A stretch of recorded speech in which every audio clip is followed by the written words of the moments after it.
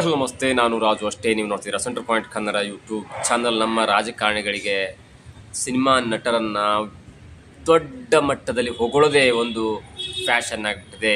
ಆ ಮುಖಾಂತರ ಅವರ ಅಭಿಮಾನಿಗಳನ್ನು ಕೂಡ ಸೆಳೆದು ಅದನ್ನು ಓಟಾಗಿ ಕನ್ವರ್ಟ್ ಮಾಡ್ಕೊಳ್ಳುವಂಥ ಒಂದು ಹುನ್ನಾರ ಕೂಡ ಇದರ ಮುಂದುವರೆದ ಭಾಗವಾಗಿ ಪ್ರತಾಪ್ ಸಿಂಹ ಅವರು ಕಳೆದ 2 ದಿನಗಳ ಹಿಂದೆ ಒಂದು ಟ್ವೀಟನ್ನು ಮಾಡಿರ್ತಾರೆ. ತಮ್ಮ ಸಾಮಾಜಿಕ ಜಾಲತಾಣದಲ್ಲಿ ಬರ್ಕೊಂಡಿರ್ತಾರೆ. ನಟ ಕಿಚ್ಚ ಸುದೀಪ್ ಅವರು 30 ವರ್ಷಗಳನ್ನು ಪೂರೈಸಿದ ಹಿನ್ನೆಲೆಯಲ್ಲಿ ಕಿಚ್ಚ ಸುದೀಪ್ ಅವರನ್ನ ಹೊಗಳಿ ಒಂದು ಸೋಷಿಯಲ್ ಮೀಡಿಯಾದಲ್ಲಿ ಒಂದು ಬರಹವನ್ನು ಕೂಡ ಹಂಚಿಕೊಂಡಿರ್ತಾರೆ. ಆ ಸಂದೇಶ ಅಥವಾ ಆ ಬರಹ ಇದೀಗ ಎಲ್ಲ ಕಡೆ ವೈರಲ್ ಆಗ್ತಿದೆ. ಯಾಕೆ ಆ ಬರಹ ವೈರಲ್ ಆಗ್ತಿದೆ ಮತ್ತು ಆ ಬರಹದಲ್ಲಿ ಬರ್ಕೊಂಡಂಥ ಒಂದು ಹೆಸರು ಇದೀಗ ದೊಡ್ಡ ಸದ್ದನ್ನು ಮಾಡ್ತಿದೆ. ಹಾಗಾದರೆ ಪ್ರತಾಪ್ ಸಿಂಹ ಅವರು ಕಿಚ್ಚ ಸುದೀಪ್ ಅವರಿಗೆ ಹೊಗಳಿ ಬರೆದಂಥ ಬರಹದಲ್ಲಿ ಮತ್ತೊಬ್ಬ ನಟನ ಹೆಸರು ಕೂಡ ಇತ್ತು. ಆ ನಟ ಯಾರು ಮತ್ತು ಆ ನಟನನ್ನು ಯಾಕೆ ಕಂಪೇರ್ ಮಾಡಿದ್ರು ಸುದೀಪ್ ಅವರಿಗೆ, ಇವೆಲ್ಲವನ್ನು ನೋಡೋಣ. ಅದಕ್ಕಿಂತ ಮೊದಲು ಇಲ್ಲಿ ತನಕ ನಮ್ಮ ಚಾನಲ್ ಸಬ್ಸ್ಕ್ರೈಬ್ ಮಾಡಿಲ್ಲ ಅಂದರೆ ಈಗಲೇ ಸಬ್ಸ್ಕ್ರೈಬ್ ಮಾಡಿ, ಜೊತೆಗೆ ಕಮೆಂಟ್ಗಳ ಮುಖಾಂತರ ತಮ್ಮ ಅಭಿಪ್ರಾಯವನ್ನು ತಿಳಿಸ್ಬೋದು. ಎಸ್ ವೀಕ್ಷಕರೇ, ನಮ್ಮ ರಾಜಕಾರಣಿಗಳು ಯಾವ ಲೆವೆಲಿಗೆ ಸಿನಿಮಾ ನಟರನ್ನು ಹೊಗಳ್ತಾರೆ, ಸಿನಿಮಾ ನಟರನ್ನ ಹಾಡಿ ಹೊಗಳ್ತಾರೆ ಎನ್ನುವುದು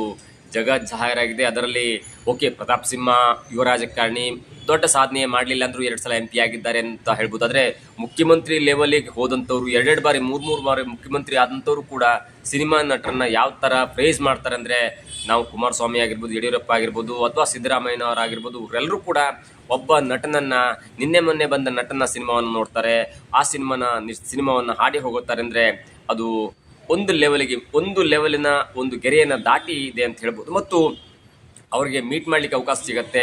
ನಿನ್ನೆ ಮೊನ್ನೆ ಗೆದ್ದಂಥ ಗಿಲ್ಲಿಯವ್ರನ್ನ ಮೀಟ್ ಮಾಡ್ಬೋದು, ಅಥವಾ ಮೊನ್ನೆ ಗೆದ್ದಂಥ ಪ್ರಥಮ ಅವ್ರನ್ನ ಮೀಟ್ ಮಾಡ್ಬೋದು. ಆದರೆ ರೈತರ ಸಂಕಷ್ಟ ಅವರಿಗೆ ಕಾಣಲ್ಲ, ಬೇರೆ ಸಂಕಷ್ಟ ಕಾಣಲ್ಲ, ಕಾರ್ಮಿಕರ ಸಂಕಷ್ಟ ಕಾಣಲ್ಲ. ಎಲ್ಲವೂ ಕೂಡ ಜನರು ಪ್ರಶ್ನೆ ಮೇಲೆ ಪ್ರಶ್ನೆಯನ್ನು ಅಂದರೆ ಹಾಕ್ಕೊಂಡು ಅವ್ರ ಮೇಲೆ ಹಾಕ್ತಾರೆ ಇದ್ದಾರೆ. ಇದರ ಮುಂದುವರೆದ ಭಾಗವಾಗಿ ಕಳೆದ 4-5 ವರ್ಷದ ಹಿಂದೆ ಕೂಡ ಒಂದು ಮುನಿರತ್ನ ಎನ್ನುವಂಥ ಬೆಂಗಳೂರಿನ MLA ಕೂಡ ಒಂದು ಮಾತನ್ನು ಹೇಳಿದ್ರು. ರಾಜ್ಕುಮಾರ್ ಅವರ ನಂತರ ಪೌರಾಣಿಕ ಪಾತ್ರದಲ್ಲಿ ನಿಖಿಲ್ ಕುಮಾರಸ್ವಾಮಿ ಅವರನ್ನು ಕಾಣಬಹುದು ಮತ್ತು ಅಷ್ಟು ಚೆಂದ ಕಾಣ್ತಾರೆ ಅನ್ನುವಂಥ ಮಾತನ್ನು ಕೂಡ ಹೇಳಿದ್ರು. ಅದು ಆ ಮಾತಿಗಿಂತ ಅದು ಜೋಕಾಗಿ ಪರಿಣಮಿಸಿತು. ಓಕೆ, ಮುಂದಿನ ದಿನಗಳಲ್ಲಿ ಪೌರಾಣಿಕ ಪಾತ್ರದಲ್ಲಿ ಒಳ್ಳೆಯ ಅಭಿನಯ, ಒಳ್ಳೆಯ ಮಾತುಗಾರಿಕೆಯಿಂದ ನಿಖಿಲ್ ಕುಮಾರಸ್ವಾಮಿ ಅವರು ರಾಜ್ಕುಮಾರ್ ಅವರನ್ನ ಮೀರಿಸಲಿ. ಆದರೆ ಸಿನಿಮಾ ಬರುವ ಮೊದಲೇ ಅಥವಾ ಸಿನಿಮಾ ಹಿಟ್ಟಾಗುವ ಮೊದಲೇ ಅಥವಾ ಪಾತ್ರ ಜನರನ್ನ ತಲುಪುವ ಮೊದಲೇ ಡಾಕ್ಟರ್ ರಾಜ್ಕುಮಾರ್ ಅವ್ರನ್ನ ಕಂಡಂಗಾಯ್ತು. ಡಾಕ್ಟರ್ ರಾಜ್ಕುಮಾರ್ ಅವರ ನಂತರ ಯಾರಿಗಾದರೂ ಪೌರಾಣಿಕ ಪಾತ್ರ ಸೂಟ್ ಆಗುತ್ತೆ ಅನ್ನೋದಾದರೆ ಅದು ನಿಖಿಲ್ ಕುಮಾರಸ್ವಾಮಿಗೆ ಎನ್ನುವಂಥ ಮಾತನ್ನು ಹೇಳಿ ಅದು ಸೀರಿಯಸ್ಗಿಂತ ಜಾಸ್ತಿ ಜೋಕ್ ಆಗ್ಬಿಡ್ತು. ಹಾಗಾಗಿ ಆ ದಿನ ಆಡಿದಂಥ ಆ ಮಾತು ಕೂಡ ವ್ಯಂಗ್ಯವಾಗಿತ್ತು. ಅದರ ಮುಂದುವರೆದ ಭಾಗವಾಗಿ ಸುದೀಪ್ ಅವ್ರನ್ನ ಹೊಗಳಿದ್ದಾರೆ. ಸುದೀಪ್ ಅವ್ರನ್ನ ಏನು ಹೊಗಳಿದ್ದಾರೆ ಎನ್ನುವುದನ್ನು ನಾನು ಪ್ರತಾಪ್ ಸಿಂಹ ಅವರು ತಮ್ಮ ಟ್ವೀಟಲ್ಲಿ ಬರ್ಕೊಂಡಂಥ ಸೆಂಟೆನ್ಸನ್ನು ಓದ್ಬಿಡ್ತೀನಿ. ಅದಾದ ನಂತರ ಅದರ ಬಗ್ಗೆ ಮಾತಾಡುವ.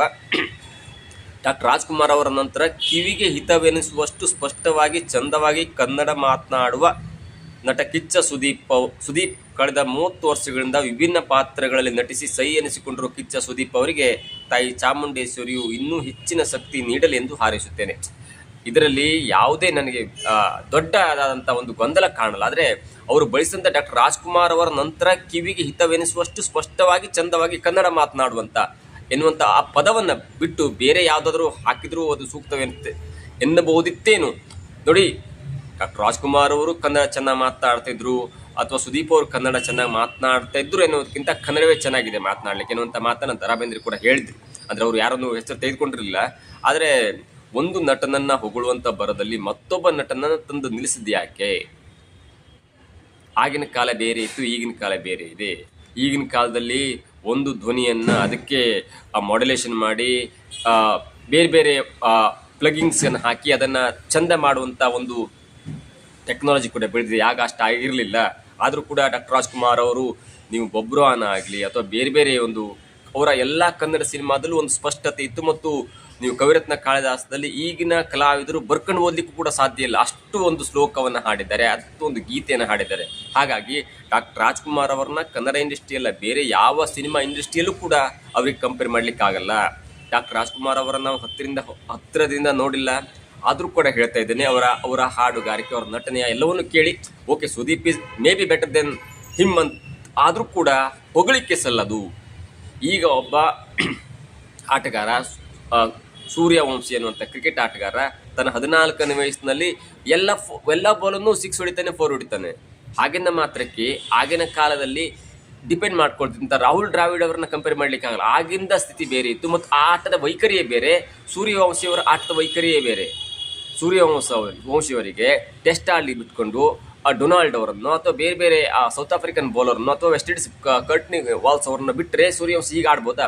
ಸೊ ಆ ಏರಿಯಾ ಬೇರೆ, ಆ ಒಂದು ಕ್ರೈಟೇರಿಯಾ ಬೇರೆ, ಆ ವ್ಯವಸ್ಥೆ ಬೇರೆ ಇತ್ತು. ಹಾಗಾಗಿ ಪದೇ ಪದೇ ಪ್ರತಿಯೊಂದು ಬಾಲನ್ನು ಸಿಕ್ಸ್ ಹೊಡೆಯುವಂಥ ಸೂರ್ಯವಂಶಿಗೂ ಅಥವಾ ಸೂರ್ಯಕುಮಾರ್ ಯಾದವ್ಗೂ ಅಥವಾ ಪದೇ ಪದೇ ಸಿಂಗಲ್ ಆಡ್ತಾ ಇದ್ದಂಥ ದ್ರಾವಿಡ್ ಅವ್ರಿಗೂ ಕಂಪೇರ್ ಮಾಡಲಿಕ್ಕೆ ಆಗೋದಿಲ್ಲ. ದ್ರಾವಿಡ್ ಅವ್ರಿಗಿಂತ 100 ಮೈಲು ದೂರ ಇದ್ದಾರೆ ಮತ್ತು ಮೇಲಿದ್ದಾರೆ. ಹಾಗಾಗಿ ಡಾಕ್ಟರ್ ರಾಜ್ಕುಮಾರ್ ಮತ್ತು ಸುದೀಪ್ ಅವರ ಮಧ್ಯೆ ಕಂಪ್ಯಾರಿಸನ್ ಇಲ್ಲ. ಸುದೀಪ್ ಅವರು ಬೇರೆ ಬೇರೆ ಇದರಲ್ಲಿ ಮುಂದಿದ್ದಾರೆ, ಡಾಕ್ಟರ್ ರಾಜ್ಕುಮಾರ್ ಅವರು ಬೇರೆ ಬೇರೆ ಇದರಲ್ಲಿ ಮುಂದಿದ್ದಾರೆ. ಹಾಗಾಗಿ ಪ್ರತಿಯೊಬ್ಬರಲ್ಲೂ ಕೂಡ ಅವರವರದೇ ಆದಂಥ ಒಂದು ಪ್ರತಿಭೆ ಇರುತ್ತೆ, ಕ್ರೈಟೇರಿಯಾ ಇರುತ್ತೆ. ಅದರಲ್ಲೂ ಡಾಕ್ಟರ್ ರಾಜ್ಕುಮಾರ್ ಅವರ ವಿಷಯವನ್ನು ತಂದು ಅದನ್ನು ಹೇಳುವ ಹಾಗೆ ಅವರನ್ನ ಕಂಪೇರ್ ಮಾಡೋದಿದೆಯಲ್ಲ ಅಥವಾ ಪರಸ್ಪರ ಹೋಲಿಕೆ ಮಾಡೋದು, ಅದು ಅತ್ಯಂತ ದೊಡ್ಡದಂಥ ಒಂದು ತಪ್ಪು. ಮತ್ತು ಆ ವಿಷಯ ನಾನು ನೋಡಿದ ಕೂಡಲೇ ಯಾಕಪ್ಪ ಡಾಕ್ಟರ್ ರಾಜ್ಕುಮಾರ್ ಅವರ ಹೆಸರನ್ನ ತೆಗೆದುಕೊಂಡ್ರೆ ಅನ್ನುವಂಥ ವಿಷಯ ನನ್ನ ಮನಸ್ಸಲ್ಲಿ ಅನಿಸಿತ್ತು. ಆದರೆ ಅದೇ ವಿಷಯ ಇದೀಗ ಅನೇಕರು ಟ್ರೋಲ್ ಮಾಡ್ತಿದ್ದಾರೆ, ಅನೇಕರು ಇಂಗ್ಲೀಷ್ ಮಾತಾಡ್ತಾರೆ, ಹಾಗೆ ಮಾತಾಡ್ತಾರೆ, ತೆಲುಗು ಹೋಗ್ತಾರೆ, ಆ ಮಾತಾಡ್ತಾರೆ. ಮೊನ್ನೆ ಸುದೀಪ್ ಅವರು ಬೈದಂಥ ಒಂದು ವಿಡಿಯೋ ಕೂಡ ಟ್ರೋಲ್ ಆಗ್ತಿದೆ. ಅದನ್ನು ಕಂಪೇರ್ ಮಾಡಿ ಹೌದು ಹಿತ ಎನಿಸುತ್ತೆ, ಅವರ ಸುದೀಪ್ ಅವ್ರ ಮಾತು ಹಿತ ಎನಿಸುತ್ತೆ ಅನ್ನುವಂಥ ಮಾತು ಕೂಡ ಹೇಳ್ತಾರೆ. ನಾನು ಸುದೀಪ್ ಅವರು ಅನೇಕ ಸಿನಿಮಾವನ್ನು ನೋಡಿದ್ರೆ ನಾನು ಕೂಡ ದೊಡ್ಡ ಅಭಿಮಾನಿ. ಆದರೆ ಬೇರೆ ಬೇರೆ ನಟರ ಯಾವುದೇ ಒಂದು ನಟರ ಸಿನಿಮಾವನ್ನು ಮತ್ತೊಬ್ಬರ ಸಿನಿಮಾಗೆ ಕಂಪೇರ್ ಮಾಡೋದು ಸರಿಯಲ್ಲ. ಮತ್ತು ಅವರ ಬೆಳವಣಿಗೆ ಕೂಡ ಕಂಪೇರ್ ಮಾಡಿ ಅವರನ್ನು ಹಾಡಿ ಹೋಗೊಳ್ಳೋದು ಅದು ರಾಜಕಾರಣಿಗಳಿಗೆ ಅದೊಂಥರ ಬೇರೆಯದೇ ಆಗಿಬಿಟ್ಟಿದೆ. ಅವರನ್ನು ಹೊಗಳೇ ಇದು ಮಾಡಿದ್ರೆ ತಮಗೆ ಸ್ವಲ್ಪ ಮತ ಬರ್ಬೋದು ಅಥವಾ ಬೇರೆ ಬರ್ಬೋದು ಎನ್ನುವಂಥ ಕಾರಣಕ್ಕಾಗಿ ಅವರು ಇದು ಮಾಡ್ತಾರೆ. ಜೊತೆಗೆ ಬೇರೆ ಬೇರೆ ಮೋಟಿವ್ ಕೂಡ ಇರುತ್ತೆ, ಯಾಕಂದರೆ ಅವರಿಗೂ ಕೂಡ ಒಬ್ಬರು ಕಂಡ್ರೆ ಆಗಿರಲ್ಲ. ಹಾಗಾಗಿ ಅವರನ್ನು ತಂದು ಹೊಗಳಿಬಿಟ್ರೆ ಅವರ ಅಭಿಮಾನಿಗಳು ತಮ್ಮ ಅಭಿಮಾನಿಗಳಿಗೆ ತಮ್ಮನ್ನ ಬೆಂಬಲಿಸಬಹುದು ಎನ್ನುವಂಥ ಕಾರಣಕ್ಕಾಗಿ ಟ್ರೆಂಡಿಂಗ್ನಲ್ಲಿರುವಂಥ ಒಂದು ವ್ಯಕ್ತಿಗಳನ್ನ ಹೊಗಳೋದು, ಹಾಡಿ ಹೊಗಳೋದು ಅವರಿಗೆ ಒಂದು ವಿಚಾರವಾಗಿಬಿಡುತ್ತೆ. ಮತ್ತು ಪ್ರತಾಪ್ ಸಿಂಹ ಅವರು ಕೂಡ ಅಂಥದ್ದೊಂದು ಬುದ್ಧಿವಂತಿಕೆ ಇದೆ. ಇವರನ್ನ ಹಾಡಿ ಹೋಗಿದ್ರೆ ತಂದು ಹಾಡಿ ಹೋಗಿದವರ ಅಭಿಮಾನಿಗಳು ತಮಗೆ ಬರ್ತಾರೆ ಅನ್ನುವಂಥ ಒಂದು ಕಾಯಿಲೆ ಕೂಡ ಇರಬಹುದು. ಹಾಗಾಗಿ ಇದು ಕೂಡ ತಪ್ಪು. ನಾನು ಮೊದಲೇ ಹೇಳ್ದಂಗೆ ರಾಜಕಾರಣಿಗಳಿಗೆ, ಅದರಲ್ಲೂ ನನ್ನ ನೆಚ್ಚಿನ ರಾಜಕಾರಣಿ ಅಂದರೆ ಅದು ಸಿದ್ದರಾಮಯ್ಯನಂತರೂ ಕೂಡ ಕಲ್ಟ್ ಸಿನಿಮಾವನ್ನು ನೋಡಿ ಅದರಿಂದ ಒಂದು ದೊಡ್ಡ ಸಂದೇಶ ಇದೆ, ಇದರಿಂದ ಒಂದು ದೊಡ್ಡ ಸಂದೇಶ ಇದೆ ಅಂತಾರೆ. ಅವರಿಗೆ ಬೇರೆ ಬೇರೆ ಸಾಮಾಜಿಕ ಕಳಕಳಿ ಉಳ್ಳಂಥ ಒಂದು ಸಿನಿಮಾ ನೋಡಲಿಕ್ಕೆ ಟೈಮ್ ಇರಲ್ಲ. ಅದು ಕೂಡ ತಪ್ಪು. ನಾನು ಕುಮಾರಸ್ವಾಮಿ ಅಥವಾ ಯಡಿಯೂರಪ್ಪನವ್ರನ್ನ ಓಕೆ ರಾಜಕಾರಣಿಯಾಗಿ ನೋಡ್ತೇನೆ, ಆದರೆ ಸಿದ್ದರಾಮಯ್ಯನವರಲ್ಲಿ ಒಂದು ಸಿದ್ಧಾಂತ ಮತ್ತು ಬದ್ಧತೆ ಇರುವಂಥ ಒಂದು ವ್ಯಕ್ತಿತ್ವ ನೋಡ್ತೇನೆ. ಅಂಥವರು ಕೂಡ ರಾಜಕಾರಣಿಗಳನ್ನ ಹೊಗಳ್ತಾರೆ, ಮೊನ್ನೆ ಬಂದಂಥ ಸಿನಿಮಾ ನಟರನ್ನು ಹೊಗಳ್ತಾರೆ. ಅವರಿಗೆ ಬೇರೆ ಬೇರೆ ಕೆಲಸದಲ್ಲೂ ಕೂಡ ಟೈಮ್ ಸಿಗಲ್ಲ.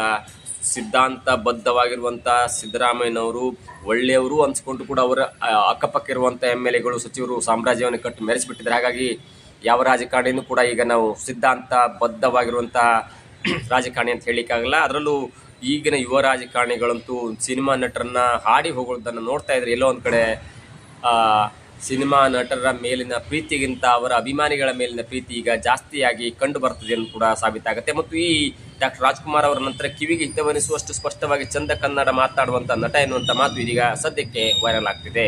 ಇದಾಗಿತ್ತು ಇವತ್ತಿನ ವಿಶೇಷ. ನೋಡ್ತಾ ಇರಿ centre point Kannada YouTube channel.